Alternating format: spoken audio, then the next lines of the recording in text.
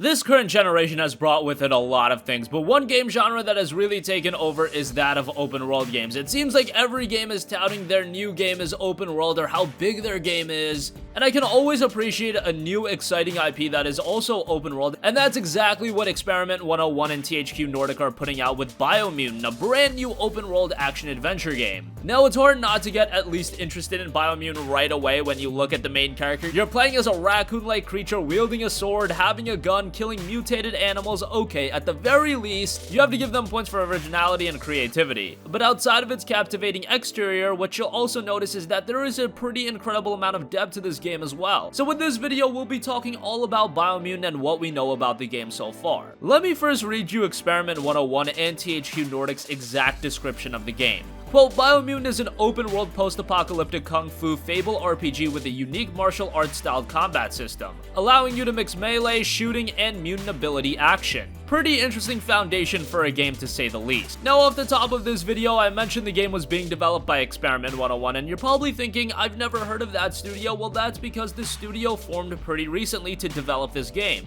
However, it was formed by former employees from Avalanche Studios, people that have directly worked on some of the Just Cause games, so you know, as far as working on open world experiences, this is right in their element. Also, THQ hasn't been everyone's favorite publisher, but since THQ Nordic, they've been making some smart decisions, and letting Experiment 101 take their time with Biomutant is a smart step. So now let's talk about the game itself. The mascot of Biomutant is obviously one of the biggest elements of the game, and I guess you can say it's quite endearing too. Well, the character itself, you can shape them however you want to. The first thing you do when you start up a new story in Biomutant is customize your character head to toe, from gender, length, body shape, and thickness, fur, fangs, and many other attributes that you can alter. Now you might think, okay, that's cool, but it's just cosmetic appearance, who cares? Well, that's where you're wrong, because it's actually not just cosmetic, because these alterations will have direct impact to the gameplay. For example, a thicker character is heavier, which makes him or her slower but become more resistant to damage. Don't worry though, if you design your character one way and you regret it, you'll be able to recode your genetic structure to change the way you look and play. This will once again directly affect your attributes. First tile.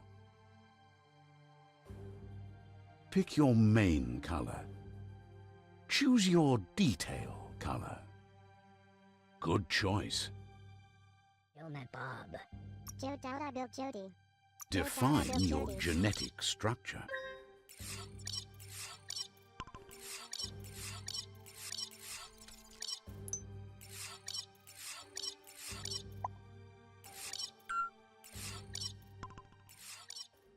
So you have this raccoon-like creature created, and what is this world that you're inhabiting? Well, let's talk about that. The world in Biomutant is struck by a natural disaster as poisonous oil seeps from beneath the surface and pollutes the Tree of Life. The Tree of Life has 5 roots in total, which gives life to the whole world. In order to save this Tree of Life, you are tasked with going to the end of each root. While the oil is harming the tree, a creature is also destroying each root. On top of that, there are also 6 tribes that are split from the original enclave, 3 of who want to heal the Tree of Life, while the other 3 plan to go their own separate ways. As you can probably tell at this point, Biomutant is a game that will have branching storylines and different decisions to be made that will change the course and direction of the story. That means this game is going to be pretty replayable, which I always like, and we mentioned the tribes before. That of course comes into play with the decision making. The player can ally with a tribe and eliminate other tribes in order to grow power of the allied tribe in the world. Although the player can also proceed alone and decide the fate of the Tree of Life without having to murder any of the other tribes if you so see fit. However, siding with the tribe playing out their own story, that's one of the elements of the game that you should probably tackle. There's also a karma system for NPCs and a companion system for recruiting allies for fighting and traveling alongside the player. Depending on your actions, interactions, and decisions, the stance of specific characters can alter. This in turn has an influence on the continuation of the story,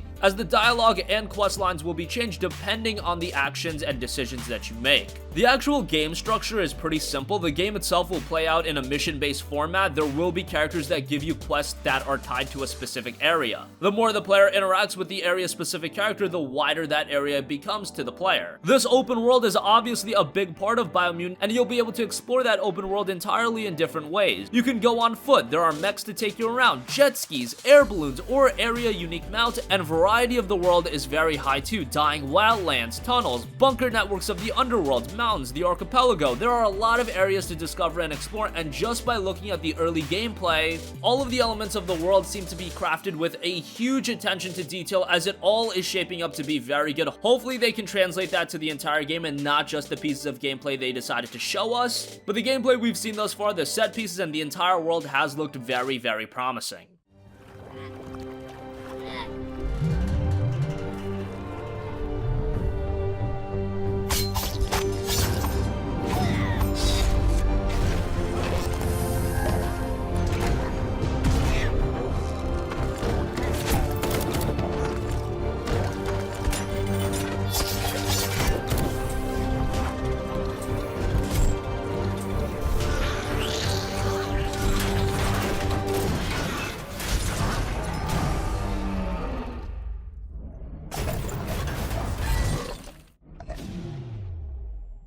Now, all of that sounds great. There's a lot of customizability with your character, the fundamentals of the story sound interesting, and there's a lot of decision making, but the gameplay and combat also has quite a bit of depth, and this is probably the most interesting element of Biomutant, and that says a lot, because everything top to bottom, this game just breeds creativity. The combat seems to be an intuitive combination of melee attacks with range shooting gameplay. The game touts maximum freedom of movement and agility while mixing shooting, melee, and powers from your mutations. You collect parts throughout the game and can combine these parts to create a unique weapon. Each part has its own effect on the statistics of the weapon created, so there's a lot of options and diversity in creating specific weapons as well. And you're totally free when crafting weapons. There are no limitations. You can mix and match parts to create your own one-handed or two-handed slash, crush, and pierce melee weapons. You'll also have various alterations you can apply to your weapons, including cryogenic and electrical, and these are very, very effective in battle. For example, cryogenic will freeze enemies on hit. The best way to fight is combining the power of multiple weapons by alternating between different weapons during combat.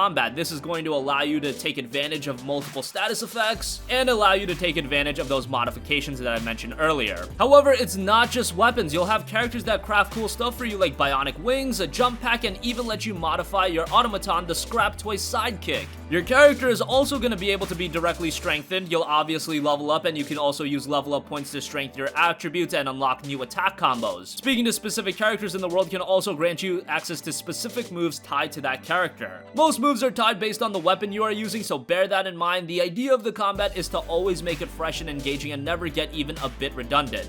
And not only are you in control of your character's playstyle and abilities, but so is the living world around you. Let me explain. Exposure to biocontamination will lead to physical mutations like mantis claws and barbed tails, while exposure to radioactivity found in bunkers from the old world will affect your mind and unlock psi mutations like telekinesis, levitation, and more. As you can see with all of this, the gameplay is never static. It is always dynamic, always ever evolving, and there are so many little things that affect the greater picture of what the gameplay offers as a whole. Every specific detail we know about Biomutant at this point is very fleshed out, and from a personal standpoint has me excited for the game, which is the idea when promoting a new IP like this. A lot of the times you'll see new IPs revealed and you'll get a cinematic trailer and you'll be like, man, I don't even know what that game is. With Biomutant, Experiment 101 has been very detailed and thorough, and we have an idea of what the game is, and what that game is looks to be very promising.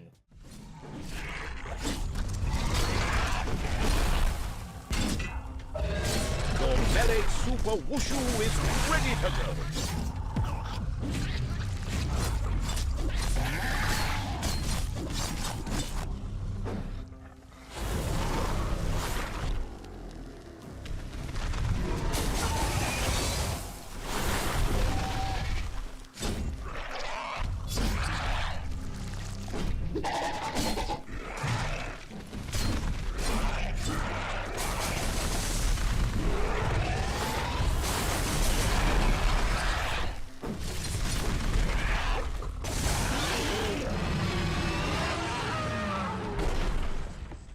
So that's a brief rundown of what we know about Biomutant so far. This is the first title by Experiment 101, and it's exactly the type of game you need to release to make an impact right away. Good on THQ Nordic for picking it up, and you might be wondering when you'll get a chance to play Biomutant. Well, it was originally scheduled for a 2018 release. Unfortunately, it has been delayed until 2019. Specifically, we have a window of summer 2019, so let's hope that sticks, and summer would be a great time for a new open world IP to make some noise. As we have seen from this year, summer is usually rather dry of major game releases. releases, so that would be a great change of pace in 2019. That's gonna conclude this video. Let us know what you think. Are you excited for Biomutant? Still not completely sold? Sound off with all of your thoughts in the comments section down below. Thank you for watching, and goodbye.